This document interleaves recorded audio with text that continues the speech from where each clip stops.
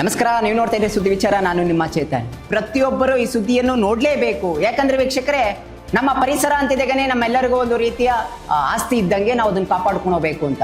ವೀಕ್ಷಕರೇ, ಅದಕ್ಕೆ ಸಂಬಂಧಪಟ್ಟ ಸುದ್ದಿ ನಿಮ್ಮ ಮುಂದೆ ಇಡ್ತಾ ಹೋಗ್ತೀವಿ ಬನ್ನಿ. ವೀಕ್ಷಕರೇ, ಅಲ್ಲಿ ಒಂದಿಷ್ಟು ಪ್ರವಾಸಿಗರು ಅಲ್ಲಿ ಹೋದಂತ ಒಂದಿಷ್ಟು ಪರಿಸರವಾದಿಗಳು ಹೋದಂತ ಅಲ್ಲೊಂದಿಷ್ಟು ಏನು ಕಸಮಯವನ್ನೇ ತುಂಬಿ ತುಳುಕಿರುವಂತದ್ದು ಒಂದಿಷ್ಟು ಸುದ್ದಿಯನ್ನು ನಮಗೆ ಕೊಟ್ಟಿದ್ರು. ಏನಂದ್ರೆ ವೀಕ್ಷಕರೇ, ಹಾಸನ ಜಿಲ್ಲೆಯ ಸಕಲೇಶ್ವರ ತಾಲೂಕಿನ ಏನು ಡೋನಿಗಲ್ ಅಂತ ಇದೆ, ಅದು ಪ್ರವಾಸಿ ತಾಣ ಆಗಿರುವಂತದ್ದು. ಆ ಜಾಗದಲ್ಲಿ ಸುತ್ತಮುತ್ತ ಏನಿಲ್ಲ ಅಂದ್ರೂ 4-5 ಅಂಗಡಿ ಇರ್ಬೋದೇನ ಅಷ್ಟೇ. ಅದು ಬಿಟ್ರೆ ಬೇರೆ ಯಾವ ಅಂಗಡಿನೂ ಇಲ್ಲ. ಬಟ್ ಅವ್ರು ಮಾಡುವಂತ ಕೆಲಸ ಹೆಂಗಿದೆ ಅಂದ್ರೆ, ಇಡೀ ಪರಿಸರದ ಸಂಕುಲಕ್ಕೆ ಕಸದಿಂದ ತುಂಬಿ ಅವನ್ನ ಹಾಳು ಮಾಡುವಂತ ಸ್ಥಿತಿ ತಂದಿರ್ತಿದ್ರೆ. ಯಾಕಂದ್ರೆ ಅದನ್ನ ಹಳ್ಳದಲ್ಲಿ ನೋಡ್ಬೋದು, ನೀವು ದೃಶ್ಯದಲ್ಲಿ ತೋರಿಸ್ತಾ ಹೋಗ್ತೀವಿ.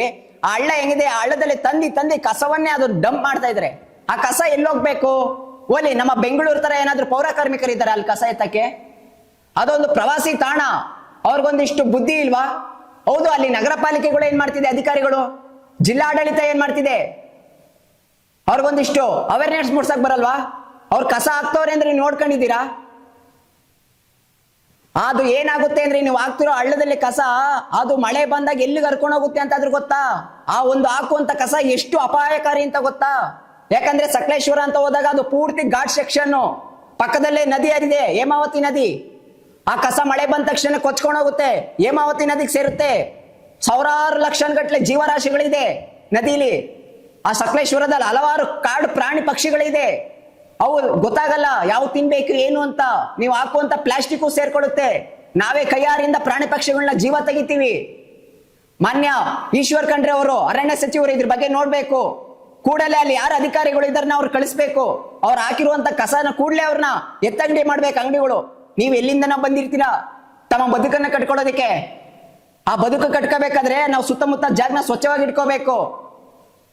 ಯಾಕಂದ್ರೆ ನಮ್ಗೆ ಅನ್ನ ಕೊಡ್ತಿದೆ, ಪರಿಸರ ಮಾತೆ ನಮ್ಮನ್ನು ಕಾಪಾಡ್ತಿದೆ. ನೀವು ಉಡ್ಸಾಡ್ತಿರೋದು ಪರಿಸರದಿಂದ, ತಿಳ್ಕೊಳ್ಳಿ. ಯಾಕಂದ್ರೆ ನೋಡಿ, ತಂದು ಎಷ್ಟು ಸುರಿದಿದ್ದಾರೆ. ಅದು ಅಲ್ಲಿ ಯಾರಾದ್ರೂ ಹಳ್ಳದಲ್ಲಿ ಇಲ್ಲಿ ಹೋಗಿ ಕಸ ಎತ್ತಕ್ಕಾಗುತ್ತಾ? ಕಸ್ತೋರ್ ಬಂದಿಲ್ಲ ಅಂದ್ರೆ ಹೋಗಿ ಪೌರ ಕಾರ್ಮಿಕರಿಗೆ ಜಿಲ್ಲಾಡಳಿತ ಇದೆ, ಬಂದಿಲ್ಲ ಅಂತ ಹೇಳಿದ್ರೆ ಬರ್ತಾರೆ. ನೀವು ಮನವಿನೂ ಕೊಟ್ಟಿಲ್ಲ, ಏನು ಹೇಳಿಲ್ಲ. ಅಥವಾ ಜಿಲ್ಲಾಧಿಕಾರಿಗಳು ಬಂದು ನೋಡಿಲ್ಲ. ಅಲ್ಲಿ ಪ್ರವಾಸಿ ತಾಣಗಳದು, ಒಂದಿಷ್ಟು ಪ್ರವಾಸಿ ತಾಣಗಳು ಹೋಗ್ತಾರೆ ಪಾಪ. ಪ್ರತಿ ಸಲ ಒಂದಿಷ್ಟು ಪ್ಲಾಸ್ಟಿಕ್ ಆಗ್ಬೋದು, ಸ್ವಚ್ಛತೆ ಆಗ್ಬೋದು, ಮಾಡ್ತಾ ಬರ್ತಾರೆ. ಉದಾಹರಣೆಗಳು ಬೇಕು ಅಂದ್ರೆ ಒಂದಿಷ್ಟು ಸ್ವಯಂ ಜಾಗೃತಿ ತಂಡ ಆಗ್ಬೋದು ಅಥವಾ ಇತರೆ ತಂಡ ಆಗ್ಬೋದು. ಹಲವಾರು ಪ್ರವಾಸಿ ತಾಣಗಳಲ್ಲಿ ಸ್ವಚ್ಛತೆ ಮೂಡಿಸಿದೆ. ಇದಕ್ಕೆ ಸಂಬಂಧಪಟ್ಟಂತೆ ಸರ್ಕಾರ ಕೂಡಲೇ ಎಚ್ಚೆತ್ತುಕೊಂಡಿತ್ತು. ಯಾಕಂದ್ರೆ ಯಾವುದೇ ಕಾರಣಕ್ಕೂ ಪ್ರವಾಸಿ ತಾಣಗಳಾಗ್ಬೋದು ಅಥವಾ ದೇವಾಲಯಗಳಲ್ಲಾಗ್ಬೋದು ಪ್ಲಾಸ್ಟಿಕ್ ನ ಬಳಸಬಾರದು ಅಂತ ನಿಷೇಧ ಮಾಡಿದೆ.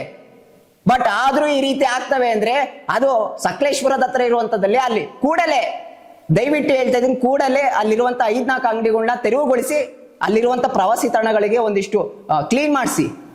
ಇದು ನಮ್ಮ ಸುದ್ದಿ ವಿಚಾರದ ಒಂದು ಪ್ರಮುಖ ಕಳಕಳಿಯಾಗಿರುವಂತದ್ದು. ಪ್ರವಾಸಿಗರು ಪ್ರತಿ ಸಲ ಹೋಗಿ ಅಲ್ಲಿ ಹೇಳಕ್ಕಾಗಲ್ಲ.